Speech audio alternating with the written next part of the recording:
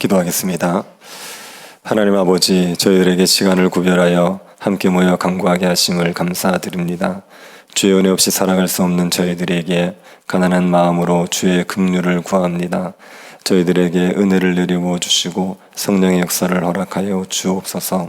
슬픔이 변하여 춤이 되게 하시고 애통이 변하여 길한 날이 되게 하여 주옵소서. 걸어가신 예수님 이름으로 기도드립니다. 아멘. 찬송가 300장입니다. 통일 찬송가는 406장입니다. 찬송가 300장입니다.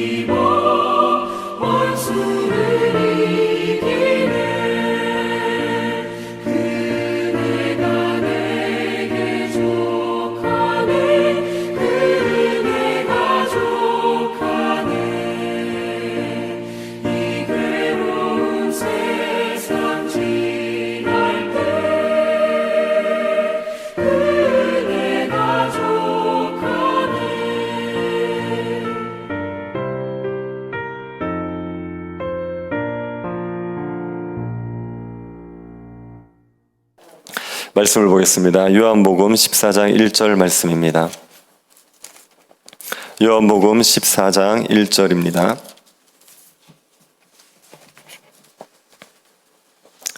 찾아서 한 절만 같이 합독하도록 하겠습니다. 요한복음 14장 1절입니다. 찾았으면 합독하도록 하겠습니다. 너희는 마음에 근심하지 말라. 하나님을 믿으니 또 나를 믿으라. 아멘. 오늘부터 금요일까지 5일간 특별 새벽 기도회를 합니다. 특별 새벽 기도를 하는 목적은 두 가지입니다. 성례식을 준비하고 예배당 이전의 문제에 대해서 함께 기도하기 위해서입니다. 특별 새벽 기도의 주제를 너희는 마음에 근심하지 말라로 정했습니다. 요한복음 14장 1절의 말씀을 주제로 정했습니다. 제가 생각하기에 지금 교회와 성도들에게 필요한 말씀이 이 말씀이라는 생각이 들었습니다. 지금의 상황에 우리의 마음을 지배하는 것이 두려움과 근심일 수 있습니다. 예배당 이전의 문제를 생각하면 우리에게 근심이 있지 않습니까? 여러분에게도 어느 정도 근심이 있겠지만 예배당 이전을 추진하는 당에는 많은 근심과 두려움이 있습니다.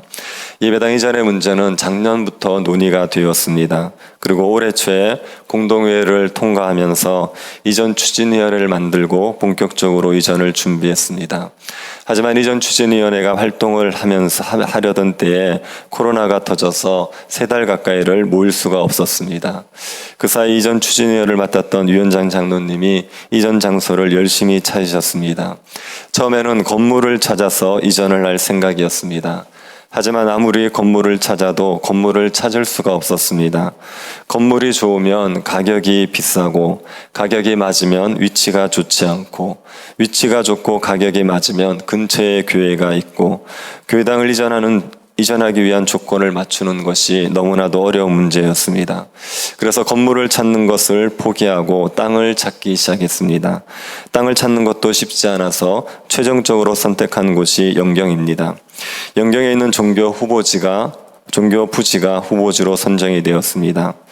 제 개인적으로 영경이 후보지로 선정되고 나서 공동회의를 앞둔 몇 주 동안 근심 가운데 보내게 되었습니다. 영경 땅은 종교 부지여서 교회당을 건축하기는 좋습니다. 그런데 거리가 너무 멀다는 문제점이 있었습니다. 저의 고민은 지금 있는 성도들이 거리가 멀어서 교회를 떠나면 어떻게 하나 하는 게 가장 큰 고민이었습니다. 새로운 건물을 짓고 새롭게 시작하면 또 교회는 세워지겠지만 현 교인들의 이탈이 가장 염려가 되었습니다. 그래서 당회원들도 같은 염려를 가지고 교회당을 이전하는 문제를 3분의 2로 정하자고 결정을 한 겁니다. 과반 정도의 동의를 가지고 이전할 경우에 교회를 떠나는 분들이 많을 것을 염려해서 3분의 2로 하자고 했습니다. 그리고 저는 영경으로 가자는 말도 못하고 가지 말자는 말도 할 수가 없었습니다. 어떤 분은 저에게 말했습니다. 이번 기회가 교회를 옮겨야 하는 기회라고, 영경으로 가는 게 우리에게 좋은 기회라고 이야기를 했습니다. 어떤 분들은 또 말합니다. 영경으로 가면 본인은 교회를 떠나겠다는 겁니다. 영경으로 가는 것을 좋아하는 성도도 있고 영경으로 가는 것을 싫어하는 성도들이 있었습니다. 제가 느끼기에는 그 수가 팽팽한 느낌이었습니다.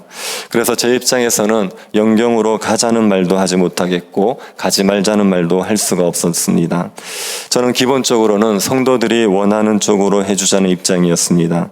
제가 원하는 것보다 성도들이 원하는 쪽으로 하자, 그런 입장이었습니다. 그런데도 계속 염려가 되는 겁니다. 간다고 해도 염려가 되었습니다. 거리가 멀어서 성도들이 힘들어서 떨어지면 어떻게 하나 하는 염려가 있었습니다. 있는다고 해도 염려가 되었습니다. 교회당이 낡았는데 보수를 하거나 재건축하는 것이 쉽지 않을 것 때문에 염려가 되었습니다. 그래서 공동회의를 앞두고 2, 3주 동안 근심 가운데 보냈습니다. 그리고 공동회의가 부결이 되어서 영경 땅이 저희들이 갈 수가 없게 되었습니다. 그렇게 이전 문제가 종결되는 것 같았지만 주민들의 항의가 있었습니다. 그래서 또 며칠을 근심 가운데 보냈지요.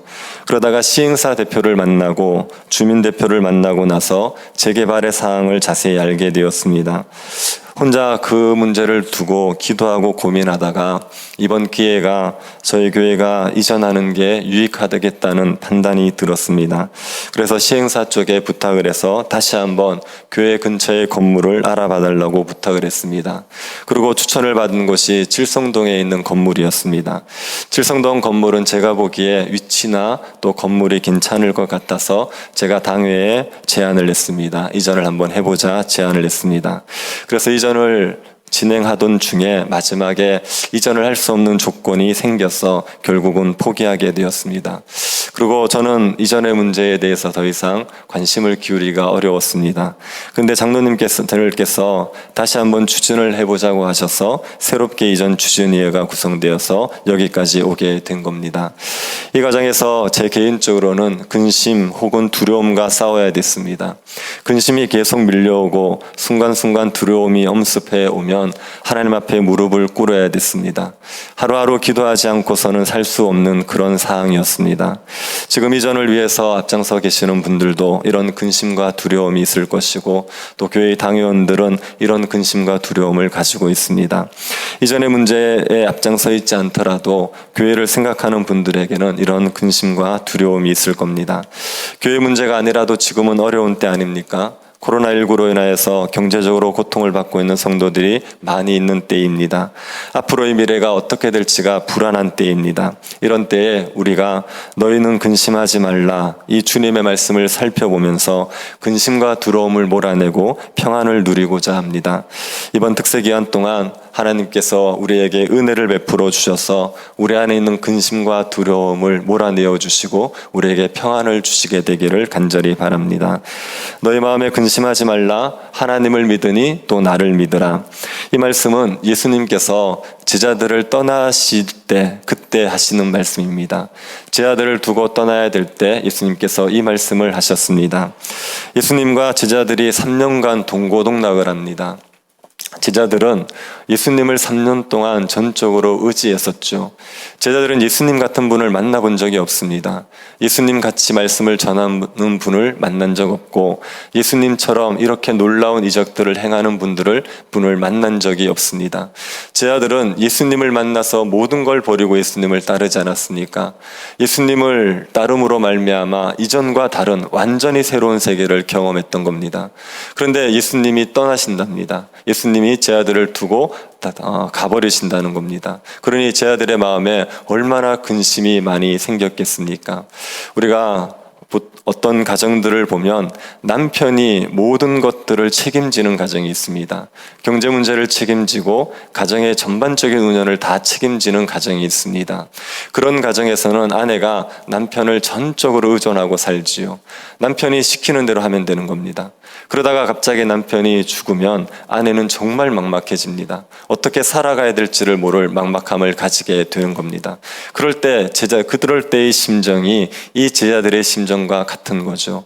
전적으로 의지하고 살던 그분이 떠나신다고 말하니까 얼마나 근심이 되겠습니까? 그래서 근심 가운데 사로잡혀 있는 그 제자들을 위로하시기 위해서 주님께서 이 말씀을 하시는 겁니다. 너희는 마음에 근심하지 말라. 하나님을 믿으니 또 나를 믿으라. 이렇게 말씀하고 계시는 겁니다. 그런데 지금 상황을 살펴보면 제자들이 위로를 받아야 될 상황이긴 하겠지만 가장 위로가 필요하신 분은 예수 그리스도이십니다. 주님이 이 말씀을 하실 때가 언제지요? 십자가를 지시기 전날 밤입니다. 내일이면 십자가를 지셔야 된단 말입니다. 마지막 만찬의 때에 주님께서 지금 제자들과 함께 있으면서 이 말씀을 하시는 겁니다. 제자들은 지금 어떤 일이 일어나는지 자세히 모릅니다. 내일 무슨 일이 있을지 자세히 모릅니다. 그런데 예수님은 내일 십자가를 지셔야 된다는 걸 다 알고 있습니다. 그 모든 고난을 받으시고 십자가에서 죽어야 되는 그 전날 밤에 지금 주님이 제자들을 위로하고 계시는 거죠. 가장 위로가 필요하신 분이 예수 그리스도입니다. 그 누구보다 고통 가운데 있는 분이 예수 그리스도신데 그 고통의 순간에도 주님은 제자들의 근심을 걱정하고 계시는 겁니다.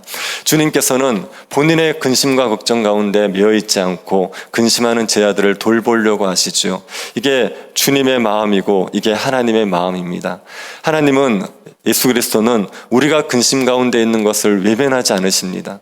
근심 가운데 있는 자를 돕기 위해서 아무리 어려운 상황에서도 우리를 위로하시고 힘을 주시는 분이 예수 그리스도입니다. 예수 그리스도께서는 십자가에 달리셨을 그때에도 한편 강도를 살려내지 않습니까? 가장 고통스러운 순간에도 고통 가운데 있는 사람들을 살려내셨습니다. 그분이 예수 그리스도시기 때문에 우리가 근심 가운데 있는 걸 절대로 외면하지 않으시고 그냥 내버려 두지를 않습니다. 여러분, 우리가 근심 가운데 사로잡힐 때 가장 먼저 기억할 것은 주님이 우리를 그냥 두지 않는다는 것을 기억하셔야 됩니다. 절대로 우리를 내버려 두지 않으시고 근심 가운데 있는 우리를 건져내시기 위해서 역사하시고 일하시는 분이라는 것을 믿으셔야 됩니다. 우리가 근심 가운데 있을 때 경험하지 않습니까? 정말 근심이 많은데 이상하게 위로의 손길들이 있을 때가 있죠. 근심이 가득할 때 하나님이 말씀으로 위로를 해주시든지 사람을 통하여서 위로를 해주시든지 위로의 손길들이 있을 때가 있습니다. 그것이 우리를 근심에서 건져내시기 위해서 하나님께서 우리에게 역사하시는 방법입니다. 그래서 근심 가운데 있는 우리들을 절대로 하나님께서 외면하지 않으시고 반드시 건지시기 위해서 일하신다는 것을 믿으셔야 됩니다. 예수님께서 제자들에게 근심하지 말라, 그리고 위로를 주기 위해서 14장부터 16장까지의 말씀을 들려주시는 겁니다. 주님의 이 말씀을 들려주시면서 원하시는 것은 제자들의 마음에 근심이 사라지고 평안이 가득하게 되는 걸 원하는 겁니다. 16장 33절에 이렇게 되어 있습니다. 이것을 너희에게 이르는 것은 너희로 내 안에서 평안을 누리게 하려 함이라. 세상에서는 너희가 환난을 당하나 담대하라. 내가 세상을 이기었노라. 주님이 우리에게 원하셨던 것이 평안입니다. 너희들이 세상 가운데서 환난을 당하겠지만 너희들이 평안을 누리기를 바란다. 그리고 14장부터 16장의 말씀을 우리에게 들려주신 겁니다. 제자들이 평안을 누리기를 원하시는 그 주님, 이 평안이라는 것은 사람들이 정말 원하는 거죠. 사람들이 가장 얻기를 원하는 게 평안입니다. 어떤 대가를 지불하고라도 평안을 얻을 수 있다면 사람들은 값비싼 대가를 지불할 수 있습니다. 사람들이 돈을 많이 모으려고 하는 이유도 평안을 누리고 싶었습니다. 사람들이 흔들 수 없는 견고한 그 안전감을 누리고 싶어서 돈을 그렇게 쌓기 위해서 노력을 하는 겁니다. 이 땅에서 평안을 누리고 싶은 마음들이 사람들에게 가득하지만 평안을 얻는 것은 그렇게 어렵습니다. 우리의 삶들 속에 아무런 평안, 아무런 염려 없이 평안 가운데 살아가는 것은 너무나도 어려운 일입니다. 이 땅에 우리를 불안하게 하는 것이 얼마나 많습니까? 학생들은 밤낮 성적이 떨어질까봐 불안해하면서 살아가고 있습니다. 원하는 대학 못 가면 어떻게 하나 이 걱정 가지고 살아가고 있습니다. 청년들은 취업을 못할까 불안하지요. 사랑하는 사람들을 잃어버릴까 불안합니다. 가정을 꾸리면 먹고 살 게 걱정이고 자녀를 양육할 게 걱정입니다. 사람들의 관계가 깨어질까 봐 불안하고 사회에서 도태될까 봐 불안합니다. 우리의 삶에 걱정거리가 가득하지요. 우리에게 가장 큰 걱정거리는 죽음입니다. 죽음이 우리에게 밀려올 걸 생각하면 마음에 불안과 두려움이 가득하게 되는 겁니다. 이런 세상에서 평안을 누리는 게 얼마나 어려운 일입니까? 그래서 사람들이 평안을 누리는 많은 방법들을 고안해 냈습니다. 이렇게 하면 평안을 얻을 수 있다. 수많은 방법들을 제시하고 있죠. 흔히 쓰는 방법이 약물을 의존하는 방법입니다. 마음을 진정시키기 위해서 우울증 약을 먹는다든지 수면장애 약을 먹는 방법이 있습니다. 아니면 미신을 의지하기도 합니다. 부적을 사서 들고 다니거나 수호신을 들고 다니는 사람들이 있죠. 과테말라에는 걱정 인형이라는 것이 있다고 말합니다.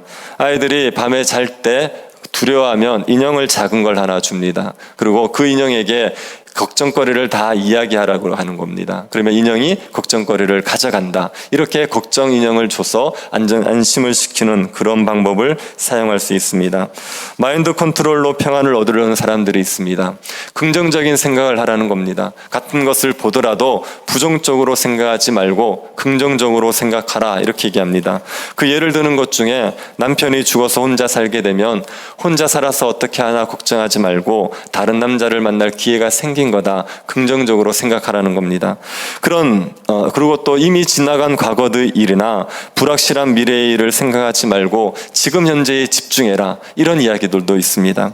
이런 방법들이 어느 정도 효과가 있을 수 있겠지요. 또 자기 수양으로 금욕적인 생각, 욕심을 죽여버리고 그리고 평안을 누리는 방법을 찾을 수도 있을 겁니다. 아예 세상을 등지어버리고 아무도 없는 곳에 가서 혼자 사는 방법을 택할 수도 있을 겁니다. 수많은 평안을 찾기 위한 다양한 방법들이 있습니다. 그런데 예수님께서 평안을 찾기 위해서, 평안을 누리기 위해서 우리에게 제시한 방법은 뭡니까? 하나님을 믿으라는 겁니다. 예수 그리스도를 믿으라는 겁니다. 하나님을 믿고 예수를 믿는 것이 우리가 평안을 누릴 수 있는 방법이라고 말씀하고 계시는 겁니다. 근심은 우리의 노력으로 없애버릴 수가 없습니다. 근심은 우리가 아무리 노력한다고 우리 안에서 사라지지 않습니다. 평안이라는 것은 하나님만이 주실 수 있는 선물입니다. 하나님만이 우리에게 평안을 주실 수 있고, 하나님이 우리가 하나님 안에서만 평안을 누릴 수가 있습니다. 그래서 근심이 올 때, 두려움이 올 때 우리가 해야 될 가장 우선적인 방법은 하나님을 의지하는 거죠. 다른 어떤 방법들을 가지고 우리의 삶의 평안을 찾으려 하지 않고 하나님을 의지해서 하나님 앞에 간구하는 겁니다. 아무것도 염려하지 말고 다만 모든 일에 기도와 간구로 너희 구할 것을 감사함으로 하나님께 아뢰라. 이 말씀에 따라 하나님 앞에 마음을 토해내고 간구하는 겁니다. 다윗은 사울에게 쫓기는 삶을 살았지 않습니까? 사울이 다윗에게 쫓기면서 얼마나 두려워했겠습니까? 얼마나 근심이 많았겠습니까? 그 근심과 두려움을 다윗이 어떻게 견뎌냈습니까? 하나님을 피난처로 삼고 견뎠습니다. 다윗이 사울을 피해서 가드왕 아기스에게 간 적이 있습니다. 그런데 아기스의 신하가 다윗을 알아보지요. 다윗이 미친 척해서 그 위기에서 벗어납니다. 그리고 다윗이 지은 시편이 시편 34편입니다. 그 시편에서 다윗이 이렇게 고백했습니다. 내가 여호와께 간구하매 내게 응답하시고 내 모든 두려움에서 나를 건지셨도다. 다윗이 하나님께 간구했을 때 하나님께서 다윗을 건지셨습니다. 어디에서 건지셨습니까? 두려움에서 건지셨습니다. 두려움 가운데 가득한 다윗이 하나님 앞에 간구할 때 그 두려움에서 건지시는 은혜를 허락해 주셨던 겁니다. 그래서 다윗이 이런 고백을 합니다. 너희는 여호와의 선하심을 맛보아 알지어다. 그에게 피하는 자는 복이 있도다. 하나님께 피하는 자가 복이 있습니다.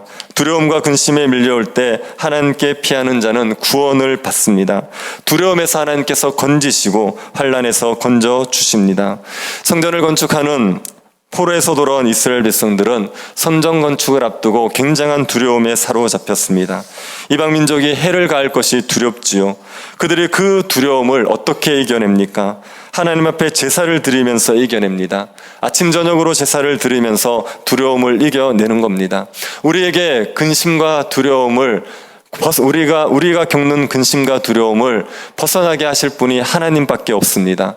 하나님을 믿고 하나님을 의지하는 것이 근심과 두려움에 벗어나 평안을 누리는 방법입니다. 그러니 근심과 두려움이 밀려올 때 하나님 앞에 간구하셔야 됩니다.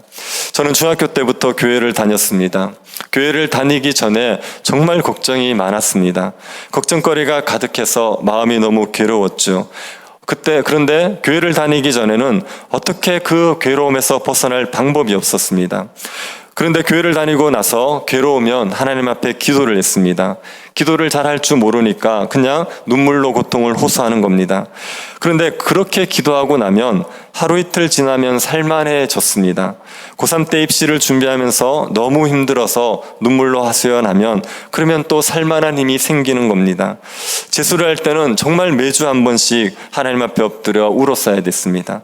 그러고 나면 마음이 또 괜찮아지는 거죠. 저는 그게 기도 응답이라는 생각을 하지 못했습니다. 왜 그런지 모르겠지만 그냥 하나님 앞에 하소연을 하고 나면 회복이 되어서 그냥 그러나 보다 지나갔었는데 나중에 알고 보니까 그게 기도의 응답이었던 겁니다.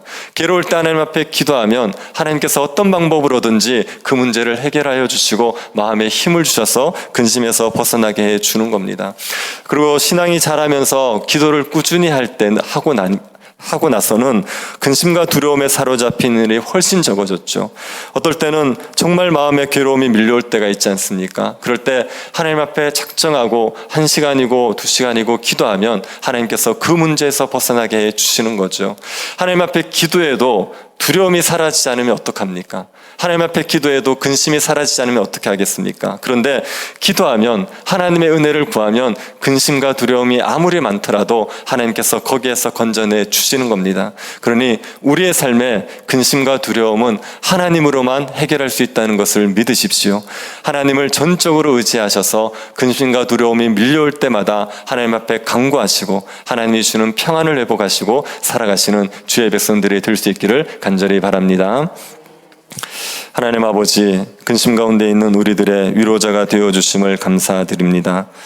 사람들이 평안을 얻기 위해서 의지하는 온갖 방법을 따르지 말고 하나님만을 의지하게 하여 주옵소서. 하나님 앞에 마음을 토해낼 때 저희들에게 세상이 알지 못하는 평안을 허락하여 주옵소서. 밤낮 우리에게 밀려오는 근심과 두려움을 하나님의 은혜로 이겨낼 수 있도록 저희들에게 성령의 역사를 허락하여 주옵소서. 걸어가신 예수님 이름으로 기도드립니다. 하늘에 계신 우리 아버지여, 이름이 거룩히 여김을 받으시오며 나라의 임하옵시며 뜻이 하늘에서 이룬 것 같이 땅에서도 이루어지이다. 오늘날 우리에게 일용할 양식을 주옵시고 우리가 우리에게 죄 지은 자를 사하여 준 것 같이 우리 죄를 사하여 주옵시고 우리를 시험에 들게 하지 마옵시고 다만 악에서 구하옵소서. 대개 나라와 권세와 영광이 아버지께 영원히 있사옵나이다. 아멘. 근심 가운데 있는 성도들 우리 위해서 기도해 주시기 바랍니다. 우리 오규선 학생 가정을 하나님께서 은혜 베풀어 달라고 기도해 주시고 성례식을 위해서 기도해 주십시오. 우리에게 믿음이 견고해지는 기회가 되어져서 하나님을 신뢰함으로 근심과 두려움을 이길 수 있는 성례식이 되게 해달라고 기도해 주시기 바랍니다. 예배당 이전의 문제를 위해서 기도해 주십시오. 하나님께서 가장 선한 길로 이끌어 주시기를 기도해 주시고 개인적으로 기도하시기 바랍니다.